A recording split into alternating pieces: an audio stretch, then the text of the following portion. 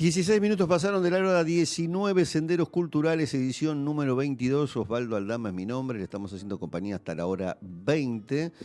Y la temperatura ya en la ciudad de Buenos Aires, le voy a dar el registro que fue de la hora 19. Tenemos ahora 18 grados de temperatura. Y bueno, vamos ahora a irnos al cine nacional. Les voy a leer un artículo que escribió Marcelo Stiletano sobre la película 1985, perdón, Argentina 1985, que está en el Festival de Venecia y que fue ovacionada, y esperemos que cuando sea la entrega de premios, creo que es a fin de esta semana o el fin de semana, la película pueda lograr algunos galardones. La historia y la política de nuestro país resuenan con fuerza en el estreno mundial de Argentina 1985, que llega al Festival de Venecia. La película, inspirada en el histórico juicio a las juntas, se exhibió, el sábado por primera vez dentro de la competencia oficial de una de las muestras de cine más importantes del mundo. La película está dirigida por Santiago Mitre y es la producción argentina de mayor proyección internacional en este año. Fue un día muy importante para la proyección internacional del cine argentino en todo 2022, porque el estreno mundial de Argentina en 1985 de Santiago Mitre, dentro de la competencia oficial del Festival de Venecia, se inició así un prometedor recorrido que incluye escalas en otras destacadas muestras internacionales.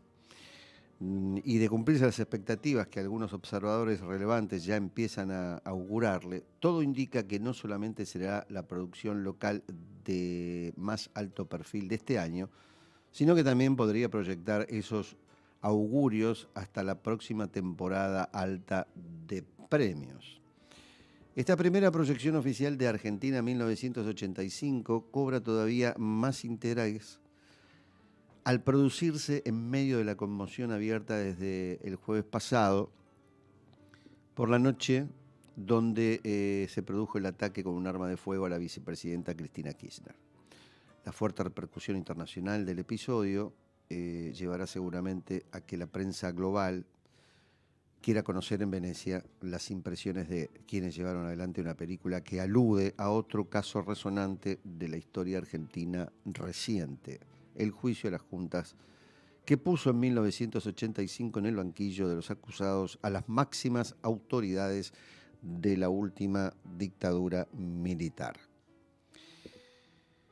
Siguiendo con el escrito de Marcelo Stiletano, concebida como una historia de ficción, aunque basada en hechos y personajes reales, algo que ocurre por primera vez en la carrera como director de Santiago Mitre, Argentina 1985 combina el drama histórico, el cine testimonial y las películas sobre juicios para mostrar cómo el fiscal Julio César Estracera, encarnado por Ricardo Darín, arma un equipo legal para llevar adelante el histórico juzgamiento de las cúpulas militares. A lo largo de ese complicado camino, todos ponen en juego sus propias historias personales, mientras queda a la vista el contexto político y judicial de esos tiempos, en los que la incipiente democracia argentina todavía estaba expuesta a amenazas muy serias. Peter Lanzani, como el fiscal adjunto Luis Moreno Ocampo, Alejandra Flechner, Claudio Dapasano, Carlos Portaluppi, Laura Paredes, Alejo García Pintos y Norman Brisky completan el elenco principal. La actividad que se inició en la madrugada de la Argentina, el día sábado, con las dos proyecciones matutinas para la prensa y los profesionales de la industria acreditados en Venecia 2022. Luego hubo una conferencia de prensa y también por duplicado 18:45 y 19:45 de Venecia, 5 horas menos en Argentina, se llevó a cabo la primera gala abierta a todo el público, un verdadero bautismo de fuego de la película.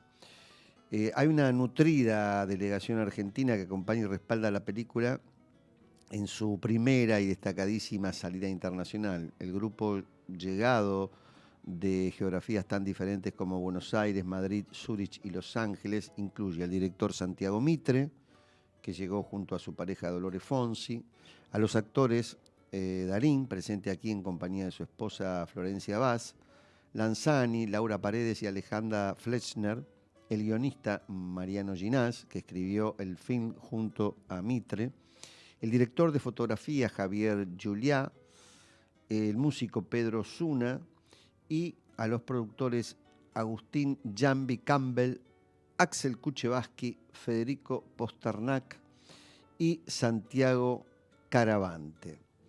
A ellos también se les sumó en las próximas horas, se ha sumado el Chino Darín, también productor junto a su padre Ricardo, y nada menos que Victoria Alonso, la argentina en la actualidad con mayor poder y presencia en la industria de Hollywood, desde el lugar que ocupa como presidenta de producción física, postproducción, efectos visuales y animación de los estudios Marvel, nada más y nada menos. La participación de Alonso en este proyecto fortalece todavía más las perspectivas que se vislumbran para la película de aquí en adelante, sobre todo en el mercado norteamericano. El estreno de Argentina en 1985 está confirmado para el 29 de septiembre en los cines de Argentina y un día después en salas de Estados Unidos. 3 semanas después estará disponible en todo el mundo a través de la plataforma Amazon Prime Video, que es una de las productoras de la película junto a Infinity Hill, La Unión de los Ríos, y Kenya Film, que es la productora de los Darín. Todo el amplio grupo, llegado de manera escalonada, una Venecia que lo recibió con 26 grados, un clima de fin de verano inmejorable, compartió en la noche del viernes su primer encuentro con una comida. Y bueno, están muy, muy felices, muy esperanzados, sobre todo que la película fue tan bien recibida, con muchísimos elogios por parte de la prensa, de los mismos asistentes al festival y una ovación de pie de los espectadores. Después de su paso por Venecia y casi en coincidencia con su lanzamiento internacional, la película llegará antes de fin de septiembre a los festivales de San Sebastián, como parte de la sección Perlas, y también de Zúrich. Desde el 5 de octubre tendrá otra presencia relevante en el Festival de Cine de Londres, el más importante de todo el Reino Unido, también formando parte de la competencia oficial. Y también está prevista su presentación en el American Film Institute, un par de semanas antes de la apertura de Venecia 2022, la revista Variety colocó a Argentina en 1985 casi a la cabeza de una lista de posibles candidatos para el Oscar a la mejor película internacional, al señalar que tanto en la ciudad de los canales como en el estratégico Festival de Toronto, que arranca la próxima semana, ya empiezan a surgir con fuerza potenciales competidores de todos los títulos adelantados por la influyente publicación de Hollywood. Solo hay uno por encima de la película argentina, que es Bardo, falsa crónica de unas cuantas verdades, así se llama, del mexicano Alejandro González Iñárritu, ganador del Oscar por Britman y El Renacido, con la argentina Griselda Siciliana en el principal papel femenino. Competir con esta película y este director es como en el hockey las Leonas contra Holanda, o como en fútbol Argentina contra Brasil o Argentina contra Alemania. O sea, la tenemos difícil porque este muchacho Alejandro González Iñárritu ya le ha dado 2 Oscars a México. La carrera del Oscar internacional acaba de iniciarse y hay una decena de países que eligieron a las películas que los representarán. El plazo de presentación vence el 3 de octubre y se espera que para fines de septiembre se haga el anuncio oficial por parte de la Academia de Artes y Ciencias Cinematográficas de la Argentina, tras el voto de sus casi 400 miembros. La elección de Argentina en 1985 para representar a nuestro país en la entrega de los Goya, equivalente del Oscar para el cine hispanoparlante, confirmada hace unos días, podría verse como una suerte de posible anticipo de esa decisión. Bueno, volviendo al Oscar internacional, una vez que cada país proponga a su representante, el año pasado fueron 92, se abrirá el proceso de elección a cargo de los miembros de la Academia de Cine de Hollywood y una primera selección de 10 títulos se conocerán el 21 de diciembre y la lista definitiva de 5 nominadas a la mejor película internacional será anunciada el 24 de enero junto al resto de los candidatos al Oscar. La próxima ceremonia de entrega del Oscar, la número 95, está prevista para el 12 de marzo del 2023. Aunque nadie lo diga todavía, es el último objetivo del largo camino que Argentina 1985 inicia en el Festival de Venecia y seguramente es la película más importante que se va a estrenar en el cine argentino este año. Bien, y ahora sí los invito a ir al cine porque ahora vamos a tener el tráiler de la película Argentina 1985. Vas a ser el fiscal del juicio más importante de la historia argentina. Estando yo en mi casa, fui secuestrada. Me tuvieron encerrada meses. La responsabilidad jerárquica es de las juntas. ¿Cómo demostramos que ellos sabían?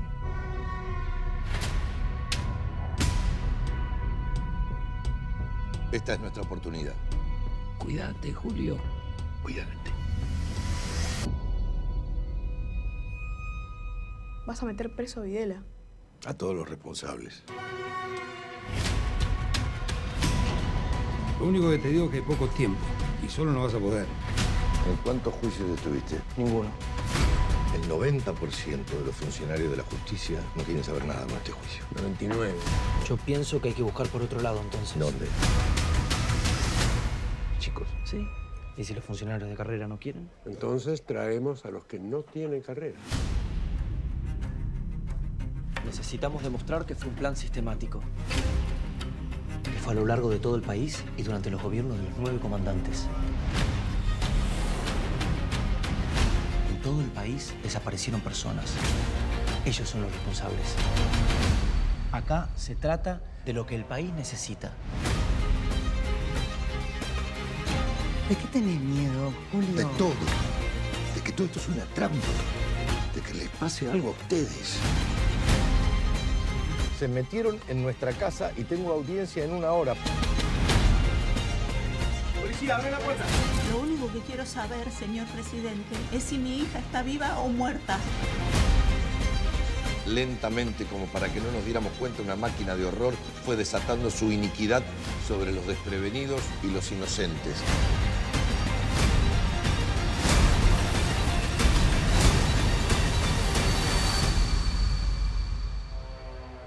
La historia no la hicieron tipo como yo.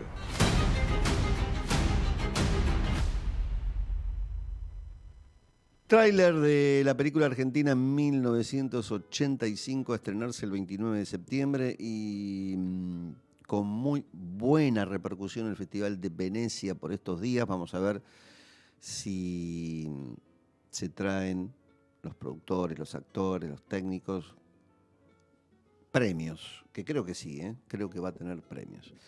Bien, la película todavía no hemos visto, todavía no hubo algo para la prensa. Esperemos que realmente cumpla las expectativas. Y siguiendo con con el tema del juicio de las juntas, está muy bueno hablar de lo que fue el juicio a las juntas y luego ver un video de 8 minutos que tiene que ver con el juicio, el momento que el fiscal Julio César Estracera pide la condena para los integrantes de la Junta Militar. Y uno se pregunta qué fue el juicio a las juntas militares, presiones, fragilidad democrática y la primera condena al terrorismo de Estado, ¿no? Julio César Estracera y Luis Moreno Ocampo fueron los fiscales que se enfrentaron a los militares en un momento de fragilidad para la democracia. Un 9 de diciembre de 1985, la justicia argentina logró condenar por primera vez en la historia al terrorismo de Estado con la sentencia de 5 comandantes que encabezaron la dictadura militar más sangrienta. Pese a que se realizó en democracia, el juicio a las juntas militares no fue un camino para nada fácil. La causa fue llevada adelante por el fiscal Julio César Estracera y su adjunto Luis Moreno Ocampo, quienes se debieron enfrentar a la fuerte influencia que aún mantenían los generales en el poder en medio de un frágil sistema democrático.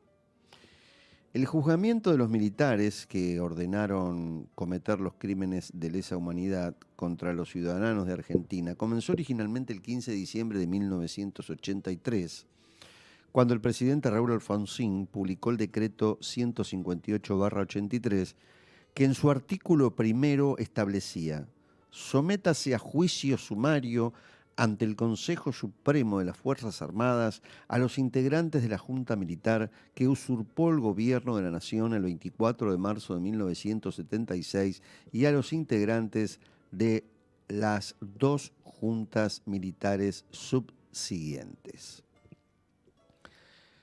Ese enjuiciamiento se refería a los delitos de homicidio, privación ilegal de la libertad y aplicación de tormentos a los detenidos, sin perjuicio de los demás de que resulten autores inmediatos o mediatos, instigadores o cómplices los oficiales superiores mencionados en el artículo primero. Eso indicaba este artículo.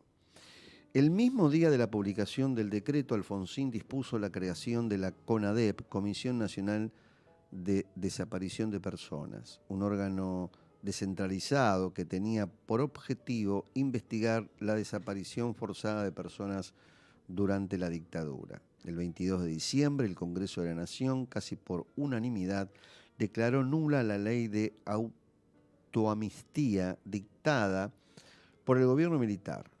Luego de eso, la nueva legislación fue promulgada por Alfonsín el 28 de diciembre. Sin embargo, su conducta era revisada por el Consejo Supremo de las Fuerzas Armadas, es decir, militares juzgando a militares. Así, el 25 de septiembre de 1984, este organismo consideró que los actos de represión cometidos eran inobjetablemente legítimos. Por ese entonces, la Cámara Federal se hizo cargo del juicio de las juntas en octubre de 1984, porque los fiscales Estracera y Moreno Ocampo comenzaron a recopilar todos los elementos probatorios, apoyándose en el informe de la CONADEP Nunca Más. El proceso judicial comenzó el 22 de abril de 1985 y llevó ante la justicia a 9 integrantes de las juntas por poner en marcha un plan sistemático de exterminio y persecución durante la dictadura cívico-militar que inició el 24 de marzo de 1976. Con el objetivo de darle a los generales algo que no dieron a sus víctimas, un juicio justo, el fiscal Estracera intentó adjudicar el nivel de responsabilidad a cada fuerza, por lo que disminuyó la responsabilidad de los jefes aeronáuticos. Los fiscales se basaron en la figura del autor mediato utilizada en los casos contra los oficiales nazis en Alemania. De esta manera, se intentó establecer que quienes no ensuciaron sus manos, pero dieron las órdenes, tienen la misma responsabilidad que quienes cometieron los delitos. El juicio se extendió por 17 largas semanas en las que se oyeron 530 horas de declaraciones con el testimonio de 839 testigos. Todos estos testimonios no fueron televisados debido a las fuertes presiones de las fuerzas a los medios de comunicación. Este proceso, la dictadura, ha significado, para quienes hemos tenido el doloroso privilegio de conocerlo íntimamente, una suerte de descenso a zonas tenebrosas del alma humana, donde la miseria, la abyección y el horror registran profundidades difíciles de imaginar antes y comprender después. Bueno, así definía el fiscal Estracera.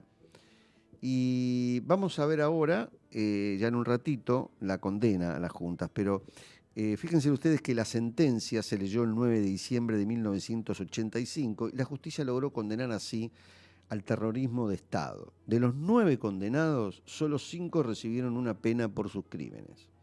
Jorge Rafael Videla y Emilio Macera fueron sentenciados a prisión perpetua. Roberto Eduardo Viola recibió 17 años de prisión, Armando Lambruschini fue condenado a una pena de 8 años y Orlando Ramón Agosti a 4 años y 6 meses. Mientras tanto, resultaron absueltos Omar Rubén Garifina, así se dice, Arturo Lamidoso, Leopoldo Galtieri, Dios me libre, y Jorge Anaya. Bien, cuando Eduardo Ferreira tenga el video en marcha, lo tenemos y vamos a ver este documento de 8 minutos del alegato del fiscal Estracera. Manera de fusilar.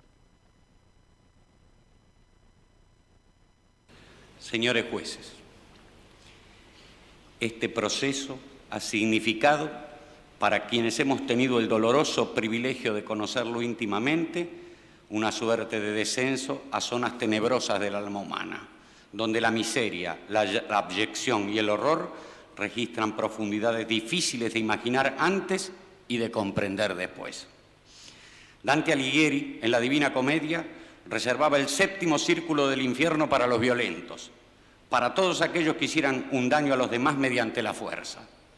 Y dentro de ese mismo recinto, sumergía en un río de sangre hirviente y nauseabunda cierto género de condenados, así descriptos por el poeta. Estos son los tiranos que vivieron de sangre y de rapiña. Aquí se lloran sus despiadadas faltas. Yo no vengo ahora a propiciar tan tremenda condena para los procesados, si bien no puedo descartar que otro tribunal de aún más elevada jerarquía que el presente se haga oportunamente cargo de ello. Me limitaré a fundamentar brevemente la humana conveniencia y necesidad del castigo. Sigo a Oliver Wendell Holmes cuando afirma: la ley amenaza con ciertos males si uno hace ciertas cosas. Si uno persiste en hacerlas, la ley debe infligir estos males con el objeto de que sus amenazas continúen siendo creídas. El castigo, que según ciertas interpretaciones no es más que venganza institucionalizada, se opone de esta manera a la venganza incontrolada. Si esta posición nos vale ser tenidos como pertinaces retribucionistas, asumiremos el riesgo en la seguridad de que no estamos solos en la búsqueda de la deseada ecuanimidad. Aún los juristas que más escépticos se muestran respecto de la justificación de la pena, pese a relativizar la finalidad retributiva, terminan por rendirse ante la realidad. Podemos afirmar entonces, con Gunther Strattenberg, que aun cuando la función retributiva de la pena resulte dudosa, fácticamente no es sino una realidad. La necesidad de retribución en el caso de delitos conmovedores de la opinión pública no podrá eliminarse sin más. Si estas necesidades no son satisfechas, es decir, si fracasa, aunque solo sea supuestamente, la administración de la justicia penal, estaremos siempre ante la amenaza de la recaída en el derecho de propia mano o en la justicia de Lynch. Por todo ello, señor presidente, este juicio y esta condena son importantes y necesarios para la nación argentina que ha sido ofendida por crímenes atroces. Su propia atrocidad torna monstruosa la mera hipótesis de la impunidad, salvo que la conciencia moral de los argentinos haya descendido a niveles tribales. Nadie puede admitir que el secuestro, la tortura o el asesinato constituyan hechos políticos o contingencias del combate. Ahora que el pueblo argentino ha recuperado el gobierno y control de sus instituciones, yo asumo la responsabilidad de declarar en su nombre que el sadismo no es una ideología política ni una estrategia bélica, sino una perversión moral. A partir de este juicio y esta condena, el pueblo argentino recuperará su autoestima, su fe en los valores en base a los cuales se constituyó la nación y su imagen internacional severamente dañada por los crímenes de la represión ilegal.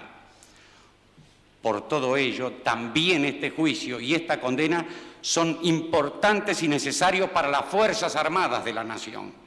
Este proceso no ha sido celebrado contra ellas, sino contra los responsables de su conducción en el periodo 1976-82.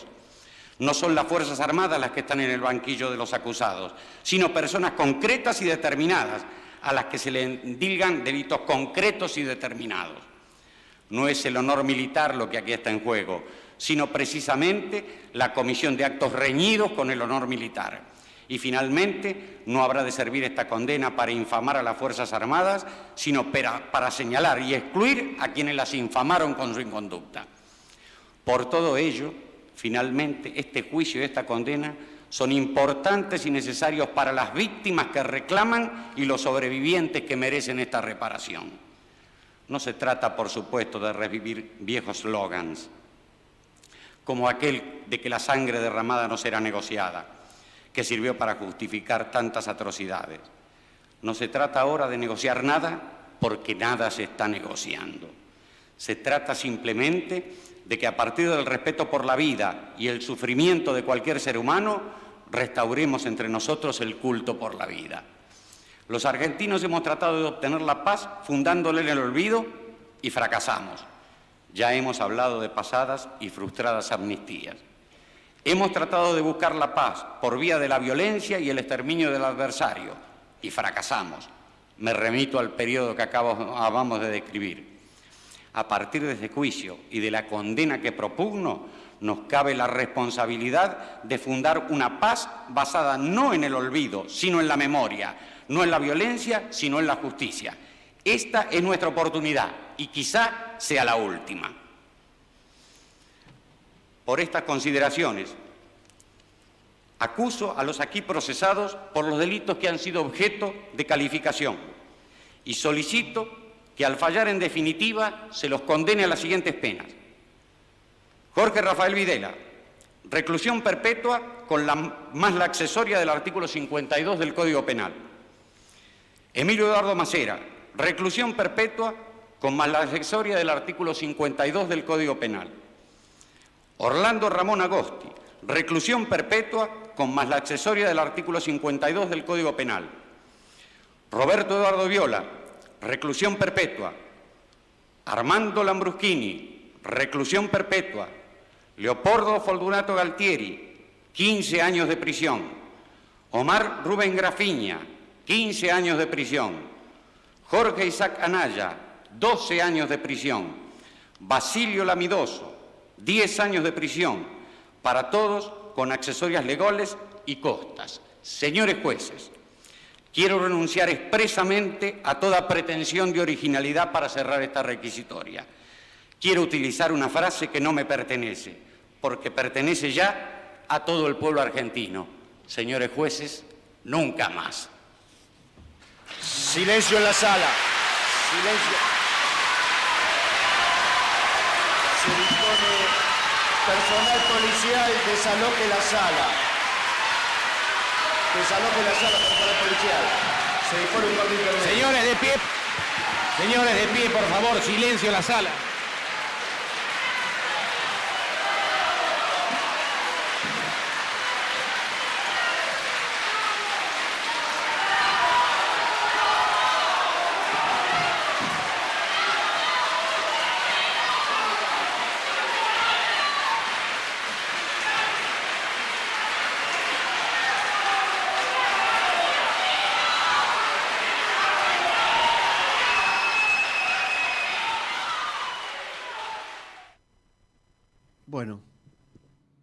Creíamos que era necesario hablar del juicio a las juntas y mostrar estos últimos 8 minutos del alegato del fiscal Julio César Estracera, justamente por el advenimiento del estreno de la película Argentina 1985. Así que bueno, creemos que se merecía, digamos, tener la presentación del informe que hicimos sobre la película, la historia verídica, ¿no?, en la cual está basada la misma. Y justamente hoy, que estamos hablando de Argentina 1985 y del juicio a las juntas, justamente hoy, en horas del mediodía, falleció Magdalena Ruiz Guiñazú, que integró la CONADEP, la Comisión Nacional por la Desaparición de Personas, que elaboró el informe Nunca Más, con el objetivo de esclarecer los hechos ocurridos durante la dictadura militar instaurada en Argentina de 1976.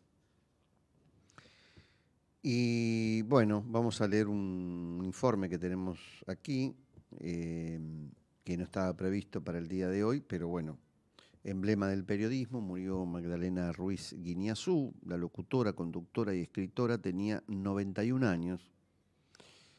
En las últimas semanas se había ausentado de su programa de radio por problemas de salud. La noticia sacudió la ciudad.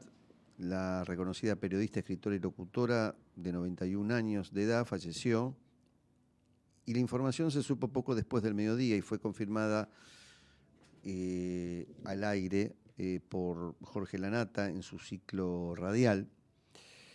De inmediato causó conmoción y tristeza general. Era una figura querida y respetada por el público y por sus colegas. Su último trabajo había sido en Radio Mitre, donde conducía un ciclo los sábados por la mañana, donde pasaba canciones clásicas que la emocionaban.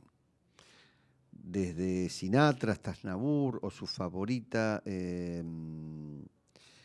Bailando bajo la lluvia. Sus comienzos se remontan a la década del 50 y a lo largo de su carrera tuvo grandes hitos que la convirtieron en una de las figuras más importantes del medio. Además, a lo largo de su trayectoria ganó 15 premios Martín Fierro. En las últimas semanas había estado ausente de su programa por su estado de salud, según detallaron desde la emisora. Junto a Miguel y Nicolás Wiñaski, en sus últimos años estuvo al frente de Magdalena y la noticia deseada. Previamente había conducido Magdalena Tempranísimo, todos los días a la mañana, 1987 a 2006. Y también había formado parte de La Nata Sin Filtro en su regreso a la radio en 2014. El entierro será a las 16 horas del miércoles, mañana, en Memorial. Ella nació el 15 de febrero. El año siempre fue un misterio, quizás por cuestiones de coquetería. Muchas veces se mencionó a 1935 como su año de nacimiento, lo cual daría 87 años de edad. Yo había leído justamente que tenía esa edad. Pero en una entrevista publicada en los diarios, en mayo, en Clarín, dijo: no me pongo a pensar cuántos años tiene cada uno. El que no está conforme con su edad lo debe pasar mal. Yo estoy muy conforme, tengo más de 90, sí, tenía 91 años. Y era la novena hija de María Celina Cantil Ortiz Basualdo y de Enrique Ruiz Guiñazú, un diplomático que fue ministro de Relaciones Exteriores y Culto. Su infancia y su educación fue de privilegio. Vivió su niñez entre Ginebra y Roma. Asistió a buenos colegios y realizó muchos viajes por el mundo. Podía hablar en perfecto inglés, francés o italiano. Abordaba temas como información general, cultura o política con igual idoneidad y solvencia. Magdalena tuvo 5 hijos con su primer marido, César Doretti. Sufrió uno de los peores desgarros que puede atravesar una madre. Su hijo Edmundo murió a los 28 años de edad, ya había tenido un infarto a los 18 y una década después no sobrevivió a otro. Los otros 4 hijos son Alejandra, médica, Mimi, antropóloga forense, Paula, docente ligada al arte, y César, arquitecto. Magdalena era bisabuela, más tarde formó pareja con el abogado y empresario Sergio Del Hacha, que murió en 2006.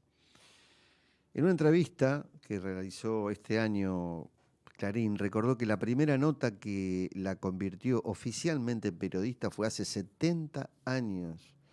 Una conversación con la contraalto estadounidense Marian Anderson. También comentó: pobre el que no encuentra una vocación. Es terrible pasar una vida sin saber lo que querías realmente. En sus primeros años de periodista publicó notas en una revista de acción católica llamada Gente Joven y también en Leoplan, Damas y Damitas, Vosotras y Maribel. Su desembarco en la radio se dio de la mano de su gran amigo Cacho Fontana, que la sumó a su famoso Fontana Show de Radio Rivadavia y luego a su emblemático programa Video Show de Tele 11, donde la gran novedad eran las filmadoras y videocaseteras que permitían viajar por el mundo con la máquina de mirar. Antes había sido movilera de Canal 7 en el noticiero Primera Noche que conducía Antonio Carrizo. En televisión también estuvo en el programa Mujeres de Hoy, junto a Nelly Raymond. De ahí pasó a Buenas Tardes, Mucho Gusto. En esos primeros años de su carrera tuvo intermitencias para dedicarse a criar sus hijos, pero una vez que fueron mayores de edad no paró más. Una nota histórica y clave en su carrera ocurrió en junio del año 1979, cuando junto al Papa Juan Pablo II visitó Auschwitz, el campo de concentración donde fueron asesinadas más de 4 millones de personas durante la Segunda Guerra Mundial. También fue traductora y escribió libros como la novela Huésped de Verano, Desconciertos y el libro de relatos Había una vez la vida. Fue miembro de la Academia Nacional de Periodismo.